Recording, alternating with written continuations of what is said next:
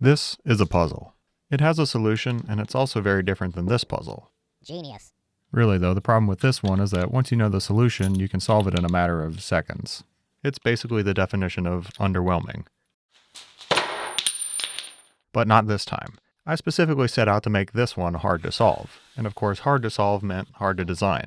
And hard to design meant hard to make. Okay, this may be the hardest project I've ever done. Welcome back to Inheritance Machining.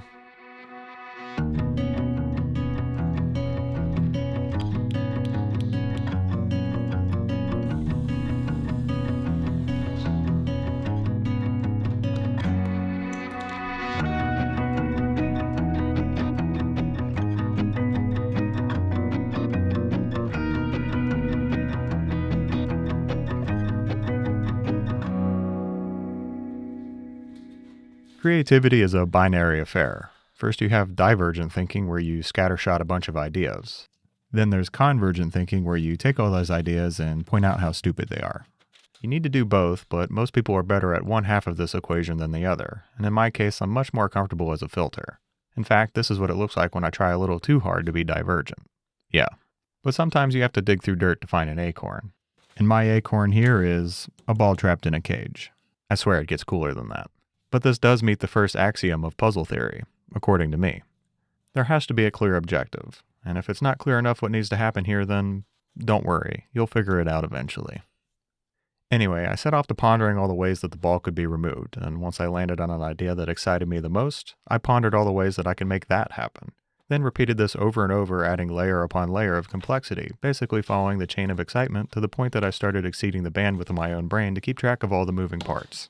So I moved over to Onshape to help keep things straight. While they're the sponsor of this video, this really isn't a hard one for me. Really, truly, Onshape is the modeling software I wish I used as an engineer before this channel. It has all the accoutrement of a fully fledged professional CAD and PDM system with one monumental improvement. It's entirely cloud-based. That means no software to install, update, upgrade, or F around with. If you know, you know. Because it's browser-based, Onshape works on any device, which will be music to your CFO's balance sheet when they hear that they don't need to buy an entire department's worth of multi-$1,000 CAD stations. But how does this benefit you? Well, how about multiple users working on the same design at once? New features and updates every 3 weeks that don't obsolete your current files, infinite restore points for when you can't make up your mind, and best of all, hold on to your pants for this one, Onshape never crashes, letting you focus on your designs rather than managing a temperamental CAD system. I highly encourage engineers to try out Onshape. You can get up to 6 months of the professional version for free at onshape.pro/inheritance machining. Now, even though modeling this helped with the organization and helped me solve a few of my problems, it presented me with one that I couldn't get around. A designer's block. I mean, it took me 2 days just to see the idea for this detent springy thingy. But while the rest of the design is still up in the air, this bit excites me so much that no matter what, I'm going to make it work. Which I'll further reinforce by making it right now.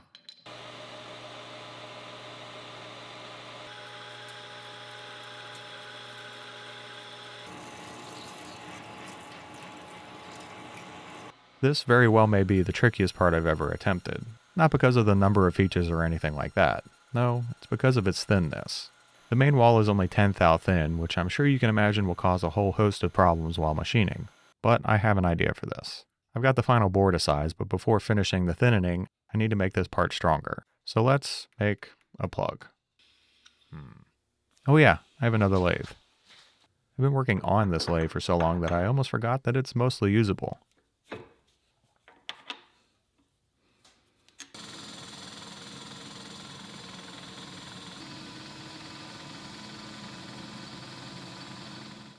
I love it when I jinx myself. Suddenly the DRO doesn't want a DRO, at least on the x-axis. Luckily there's still the old-fashioned way.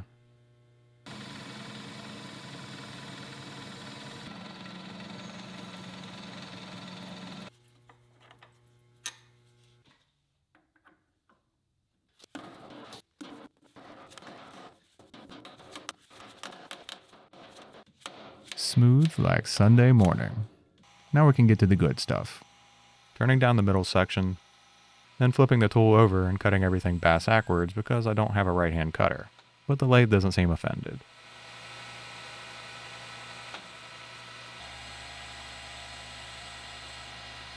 I'll also turn down the diameter of the plug before setting all this free. This gives me a nice concentric lug to hold on to for everything else.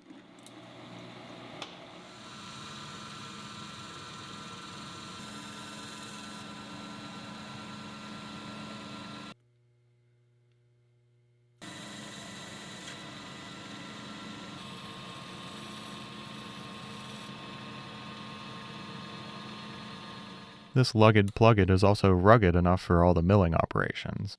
I generally avoid the Spindexer because it's not the most accurate piece of tooling, but I can't deny how much easier it is to set up than the 200-pound rotary table.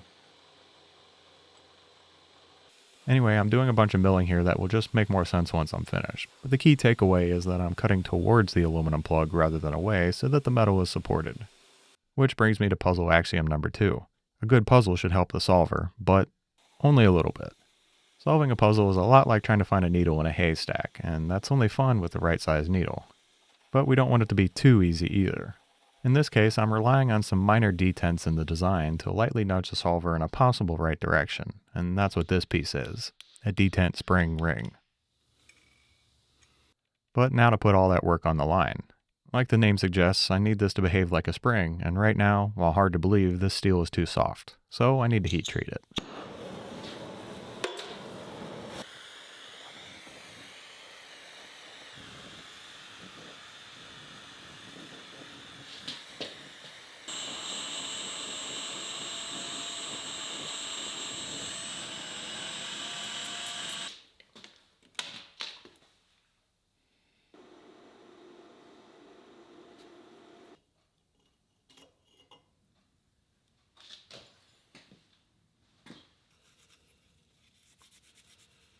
That came out exactly how I wanted it to, just the right amount of springiness in the tabs. I kind of impressed myself with this one. I also got a bit of a brain blast on how I can make the rest of this puzzle work. I may not have mentioned this yet, but I kinda sorta want this to be the most complicated thing I've ever made, and I think this will fit the bill nicely. There are obviously limitations when you're trying to make something, plus a video about that something all in 3 weeks. There are only so many hundreds of decisions you can make in that time frame, and most of them are striking a balance between cool factor and machinability. In other words, it's okay to be a pain in the ass to make, as long as it's cool enough. There are also a lot of tolerances to consider, but fortunately some of them can be figured out on the fly, like the depth of this taper where my detent spring will rest. I want these outside faces to be flush, so I'll just measure exactly how much more I need to remove for that to be possible. Bada bing. This part gets finished out with a groove at the bottom of this bore that the tabs of the detent ring will pop into, and some threads.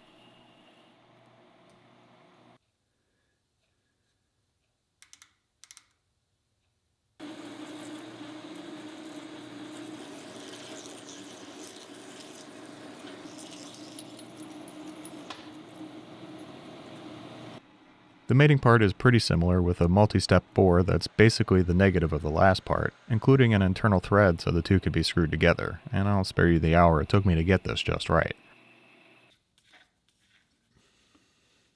But now I can clean up the outside, making the parting line disappear. Making the parting line almost disappear. And while parting this off, I left a little lug that I think you know what I'll do with. V-blocks this time though.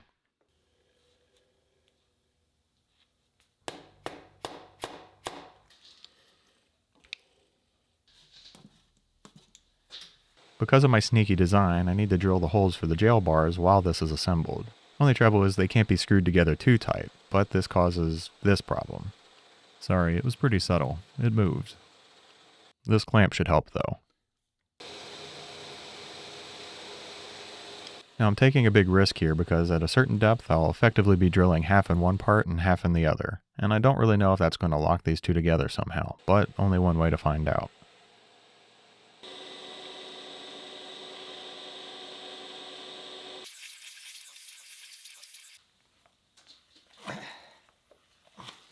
Promising start.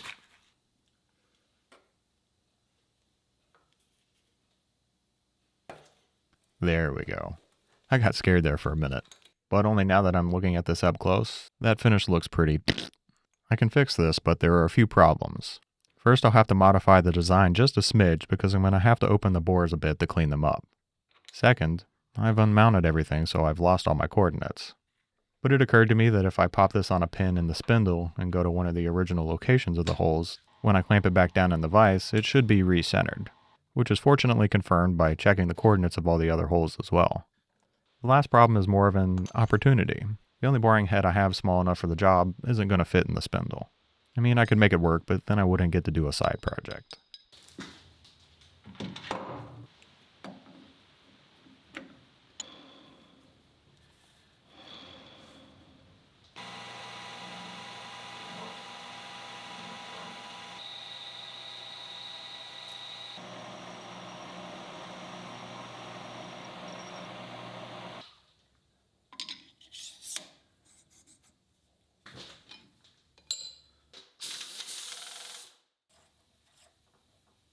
Let's clean up those bores.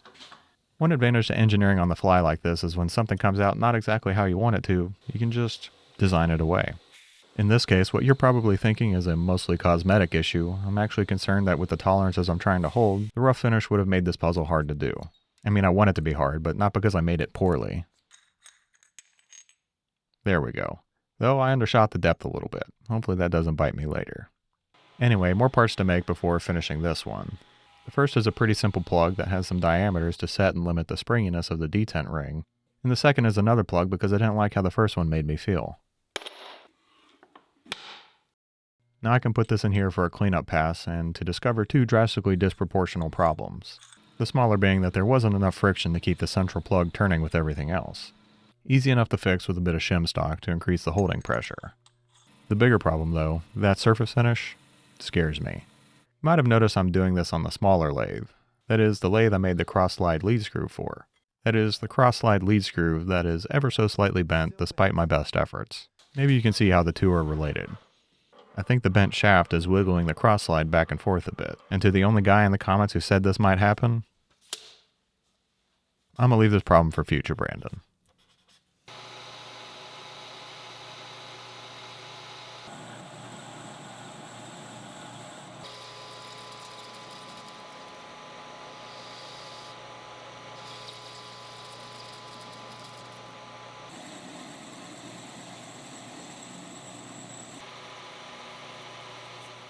Alright, those are finished, and now you can kind of see how that spring ring goes in here.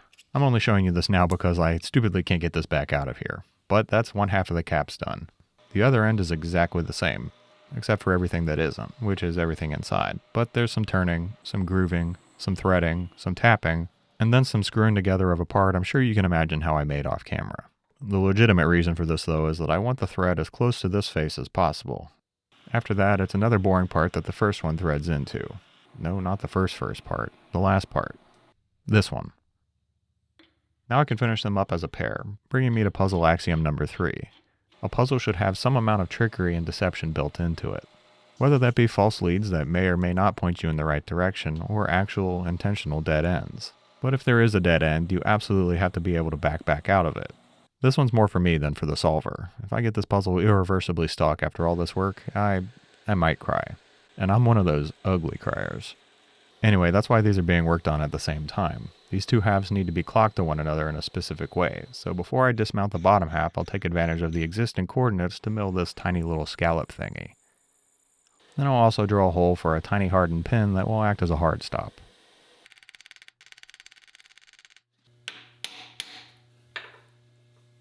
After some more repetitive machining, I have these. Both impenetrable ends of the jail cell are complete.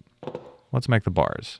These would be the perfect scale of parts to make on the small lathe, but I'm afraid of discovering even more problems with it, so I'll guard my sanity and stick with the tried and true. Starting simple with some center drilled ends for tailstock support. I have a bunch of these to make, so batch processing is my friend here.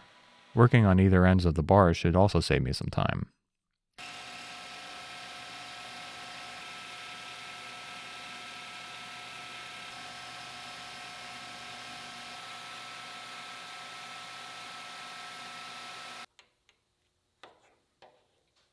Other than nailing the main diameter as closely and consistently as possible, I also left both ends a little long for cleanup. The larger side I can turn down easily enough in the lathe where it's still measurable. And that's the 6 blanks turned up, plus a just in case. I need to mill features on both ends and they need to be oriented correctly to one another, which isn't going to work with the collet block where I can only see one end at a time. So I had a little think outside the box and came up with this. The V-block. It leaves both ends free for machining while giving me something square to reference, the block itself.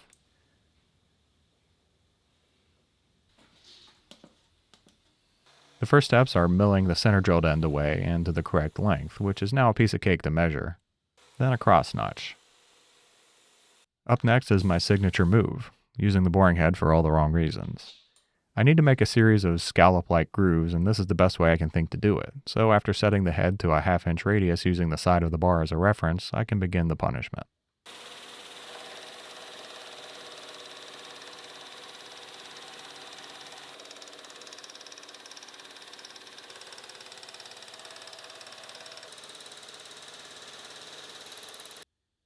Groovy.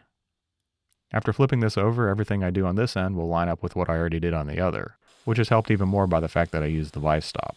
So not only does this stay aligned from end to end, but also from part to part, letting me whip through the rest like... After a solid day of working on the final fit and finish of things, including some shortening, addressing ignored issues, and heat treating the pins to protect their delicate features, the puzzle is finished. No. None of that. Let's find a guinea pig. I am very excited about this. Are you? You do know what I'm making though, right? It's a puzzle. A puzzle, yes. Okay. Okay. You're really pretty. Thank you. Okay. Would you like to see the puzzle? I would, but I want a stool first. Oh. Because I am a princess who has been told that I'm going to hate this puzzle. Yeah, I should say that. Yeah. You're gonna hate this puzzle. I promised that I would bring my happy pants. Are you wearing your happy? Those pants make me happy. Ready? Yep. All right. Okay. You do such nice work. I would just say there's no brute force needed to open this puzzle. So when I'm doing it right, it'll work. Yeah. Oh, it's hot in here. 2 parting lines. It's not actually that hot in here. I think you're just getting excited. I feel like I've exhausted all of my ideas. I'm like, oh yeah, it wiggles. Now what? No, that one turns a lot. Oh no, it did. Oh! I did something! And now does this? It goes more. Oh my gosh. Wait a second. Does it? I was doing so well. Look, I got a whole 32nd of an inch. My brain was like 1/8 of an inch. I was like, God, 1/8 of an inch. 75% error. Yes. Okay. Woo! You're a very cool person. So, I have rotated all of these. They don't do anything now. They wiggle though. See, they all look the same, so it's really hard to tell which one is which. Oh my... Oh! That's sneaky. I have it in 2 pieces. Oh, 2 pieces. 2 pieces. Here's a cookie in his mouth. Okay, now on the other side, there's another one of these recesses, so I'm assuming this piece has to come off. What's your goal? To get the ball out. The thing I don't like about this is the same thing that I don't like about coding, which is that I'm stuck and there's no indication that you're like kind of on the right track. That's so satisfying. Thing isn't... Okay. You know the funny thing is, I will solve this and then you'll put it back together and I will have to do the entire exercise again because I don't actually know what I've done. This is going surprisingly smoothly. I'm not hating it at all, actually. I was prepared to really hate it, but the marble won't fit through either of those, so it has to come apart. Am I just being dumb, or am I... No? Okay. It's just interesting because what I think is going to be the tricky part is not for someone who's completely unfamiliar with what I've made. See. But now that like I'm watching someone go through it, I'm like, oh yeah, okay. Okay, we've been roughly 5 minutes without new information. You said no brute force, so I think that was not... Oh my god! Well, now the what? This has to come off. How? Oh my god! Yes! All right. That was delightful. That was pretty good. That was wonderful. You're 10 minutes faster than my brother. Really? Yeah. So now you can see if I use a different ball, it's like really close. That's... But the green doesn't look as good as the red. Thank you for making a puzzle and for having. Why are you shaking my hand? I don't think I've ever shaken hands. Yeah, we're gonna do this right. No, Come here. no, I refuse. Give me a handshake. I refuse. That went way better than I could have imagined. Sure, Paige figured it out, but the fact that she actually had fun while doing it, that just makes it so much better.